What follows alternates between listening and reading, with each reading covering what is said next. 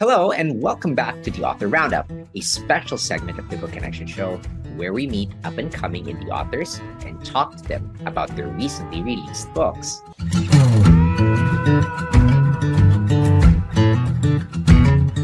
Welcome back to the Author Roundup, a special segment of the Book Connection Show. Again, this is Ray Walters. Today, we're delighted to feature an author whose love for storytelling came from enchanting her children with lively characters and imaginative tales. Based in Seattle, she's known for crafting stories full of fun, rhymes, and important messages. And now to talk about her book, Skip and Joe, Prairie Dog Cowboys, let's welcome the wonderful Miss Beth Brown. Hi, Beth. Welcome to the show. Hello. It's good to be here. It I'm excited to talk to you about your book. And Beth, it's the 20th day of the year, relatively a new year. I just want to go ahead and greet you a happy new year and congratulations in getting this book published. Thank you. Did it come out October of last year? Am I correct? Yes. All right. And this is with Westpole Press. Correct. All right. So Beth, I want to go ahead and jump right into it. Your book is a delightful children's story about Skip and Joe. They are two prairie dog brothers who play cowboys. Now, what made me interested about your work, about this book, this children's book, is that it has themes of bravery, kindness, and doing what's right regardless of who needs help. So I want to go ahead and uncover your personal connection to the story and its characters, and also looking into the creative origin of your book. So I would want to know what inspired you to write Skip and Joe's cowboy adventure. I think my inspiration probably came from being a mother of two boys. And I don't think it was really a conscious decision to write a book about brothers. It happened. I sat down one day at my computer and just began typing up a story, and it came to life on the page. I read a lot of books with my kids when they were little, so many books, and I love rhyming books. And so I think there was a part of me that wanted to see if I could do it myself, if I could take inspiration from Dr. Seuss maybe a little bit and put together a fun rhyming story. But I also wanted it to have an important message. And so I wanted fun, but I wanted something of value and a little bit of depth as well. Yeah, true. They're looking into the themes of your book. You can really tell that there's depth in the story. I believe that those who are going to be interested to get a copy of your book will not only find a fun story, but also a story that teaches values. And I believe that's an integral part to storytelling. That let's look into your unique perspective when it comes to the value of reading aloud in storytelling in family settings. So I would like to know, how did your experiences as a mother and storyteller influence the creation of this book? I want my kids to take advantage of every learning opportunity they have. And so if a learning opportunity is built into a book that I read or that someone else reads to children, what a great opportunity for those teaching moments. Reading out loud is vital to a child's development. It's so important. And I started reading to my boys at a very young age. We went to the library almost weekly and would get a stack of books. Every day after they finished their naps, it would be time to read. We didn't do a lot of screens. And I just really believe that reading to children out loud is so important. And I want to inspire that in other families because of my book. I want families to want to read together and to have that time of growth and development and learning and just enjoying books. It's just so important. And so that's also part of why I wanted to write a book, is really to have that inspiration for families to read together. And I love fun stories. I really enjoyed giving characters different voices when I read to my kids. And if I didn't do the voice, they would get upset. And so it was really important that we made that story time fun. And I think that reading is just so important. It is. I would have to agree to that. As a matter of fact, when you're reading out loud to kids, aside from it being fun, it also helps them develop their imagination, their creativity, and not all. It's also a good opportunity not only for them to learn, but for parents to bond with their kids.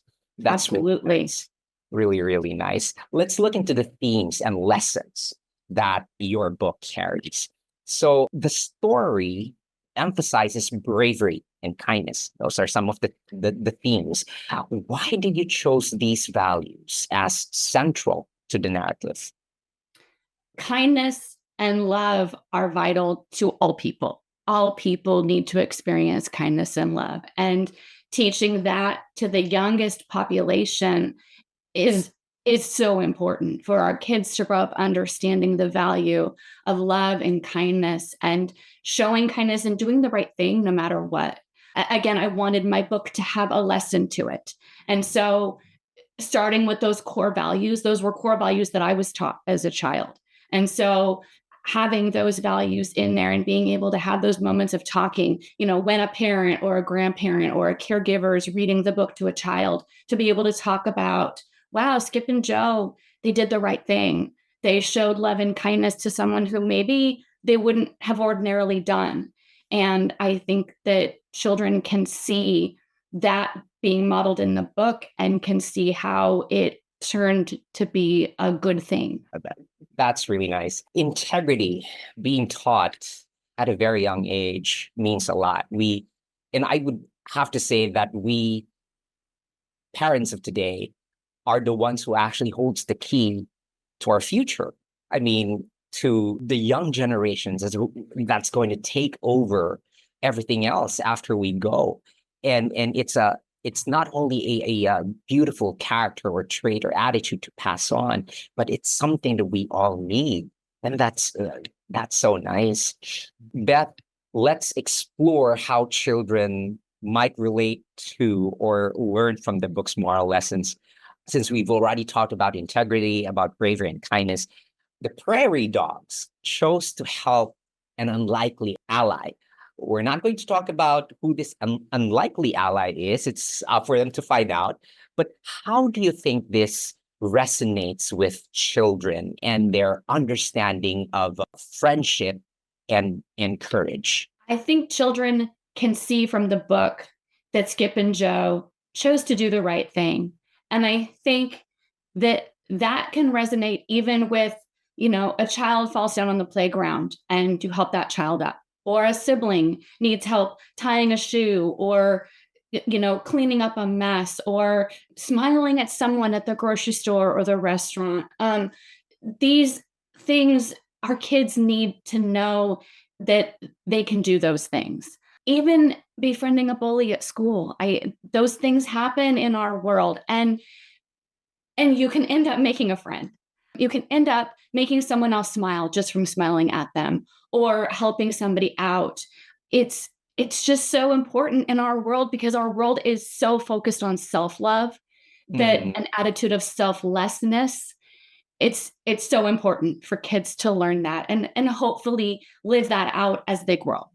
That they don't just see it in a moment and be like, oh, that's neat, but really put it into action in their own lives. And I think the youngest child can understand that Skip and Joe chose to do the right thing, and then hopefully model that in their own lives.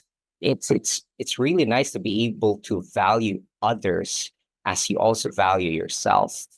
Let's delve into the adventurous elements, making connections to real world applications of courage and problem solving. So what role do danger and risk play in shaping the character's actions? And how can children learn to face challenges through such stories? I think I would say, first of all, this is definitely a work of fiction. And so, yes, there's an element of danger and risk taking, but I wouldn't encourage children to go out and put their lives in danger or do anything that would cause them harm. But I do think that there are challenges in life that we face, and there are things that are difficult that we go through. But when we come out on the other side of that, we're stronger and we're more resilient. And I think that children can definitely relate to the idea of maybe stepping out of that place of comfort, again, to help someone in need or to do the right thing, or, Right. just to be willing to take a risk and see what happens. Usually when we step out, we do succeed. Skip and Joe, in a way, they had those skills, right? They had their cowboy skills and they used their skills to help somebody. And so when we have skills that we've been given that can help somebody, then we're benefiting other people by using what we've been given. True. It helps us become functional, dependable, reliable people in a society. When we're kids, but we grow into a society, we become part of that society. And I truly believe that too. Let's look into the creative process, Beth. The rhyming cadence and the cowboy theme make the book unique. How did you approach the writing and structure of the story? I just started writing and it came. It was very unique the way it happened. I personally really enjoy rhymes.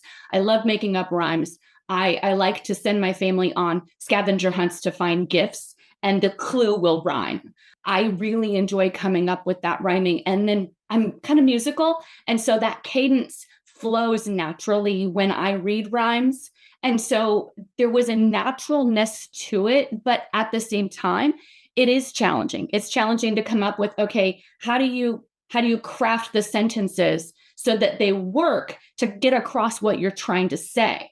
I would use my phone and I would put in what rhymes with, whatever that word is in that first part of the stanza in order to get that rhyming word. And then how do I craft the sentence so it makes sense? And so there's times when maybe a word is out of normal grammatical order, but it still flows. I did a lot of troubleshooting. I did a lot of reading the story out loud, because when I read it out loud, I was hearing that cadence and hearing how the words were flowing. I had read it to my family. I had friends read it just to let me know, hey, what do you think? And so there was a lot of troubleshooting, a lot of rewriting and reworking those sentences until I felt like I had a very workable story. I'm just going to insert this in a follow-up question. You had your friends and family members read the book. What's the kindest feedback you've ever received from them? Kindest feedback? My friend who is a teacher, she read it 3 times, and she read it each time with a different purpose in her mind for what she Okay. was looking for. And she looked at my book from the perspective of a teacher and saw so many aspects of it that could be utilized in the classroom. And I was flabbergasted by the things that she told me regarding my book. It was such a blessing to me to have her be willing to look it over and really give me strong constructive criticism, but Mhm. also very positive feedback about how there was conflict resolution, how there was, making that choice to do the right thing, bravery, courage, all the different components that are in there. She really blessed me when she read my book and talked to me about it. That's so nice. Beth, visualization in storytelling is quite important, especially for kids. Your book features vivid prairie imagery. How did you research or imagine the setting to bring it to life for young readers? Washington looks nothing like Colorado, I'll tell you that much. So I've been to Colorado a few times, and I wanted prairie dogs, and I knew prairie dogs were there, in Colorado. I have friends that live there, family that live there. And so when I chose the characters, I knew it had to be in Colorado.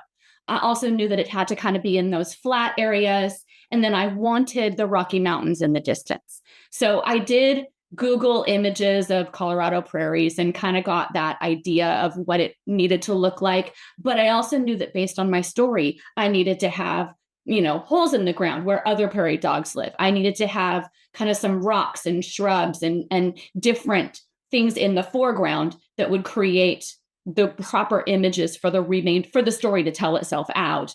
But most of the images are of that flat with the Rocky Mountains in the background. There is one image in my book where you actually have a view from above. And I Mm. really like that picture. It breaks up that monotony of the same image of the Rocky Mountains and the flat, and it gives you this image coming from above, and it's just it changes it a little bit, and I really enjoy that one. But most of what I came up with was in my head. I knew what I wanted, and so when it came to explaining the pictures to the artist who was going to render them, um, I knew what I wanted, and they would send me pictures, for me to look at, and I would say, nope, this needs to be different, that needs to be moved, and we would move things around and tweak them a little bit until we got it exactly how I wanted it. That's very creative. Beth, let's look into deeper themes like grace and love, because it's in your book. There seems to be an underlying message of unconditional love and selflessness. How do these reflect your personal values or beliefs? They're an absolute reflection of what I believe. As a child, my parents taught me unconditional love from God the Father. Mm. And that was vital to my growing up years. So important for me to understand that love and selflessness. Again, our world is so focused on self. And so having an attitude that puts someone else's needs ahead of our own is so important. And I so want children and parents and people to grab a hold of that. But yeah, those are my core values and core beliefs, and I want that to be reflected in my work, whether it's this book or whether it's another book. Those Mm. core values are going to be there because that's part of who I am. Right. Do you see Skip and Joe as examples of how small acts of kindness can reflect a bigger purpose in life? Absolutely. Yeah. Love your neighbor. It's simple as that. Love your neighbor, whoever they are. In the case of Skip and Joe, like you said, it was an unlikely ally. And that's the golden rule, right? If the world lived by that golden rule of simply loving your neighbor, how much better would things be? I just think that that's so important. And yeah, I think Skip and Joe are modeling that. And even if a child doesn't see it immediately in the story, it's there. It's that underlying theme that's being told and hopefully understood. That's wonderful. What do you hope parents and children take away after reading this book together? I know we've already talked about the values and themes, but I just want to go ahead and go back and make it concrete. What do you hope parents and children take away after reading this book together? Honestly, first and foremost, I just want them to have fun reading together. That this be a book that kids ask to have read to them, and that it also be a book that parents don't grow weary of. There were books that my kids would bring me, and I would go, that one again? Because kids are like that, right? They Yeah. want the same book read. And I want the parents to not grow weary, but to delight in the story itself, in the fun of the rhyme, in the cadence.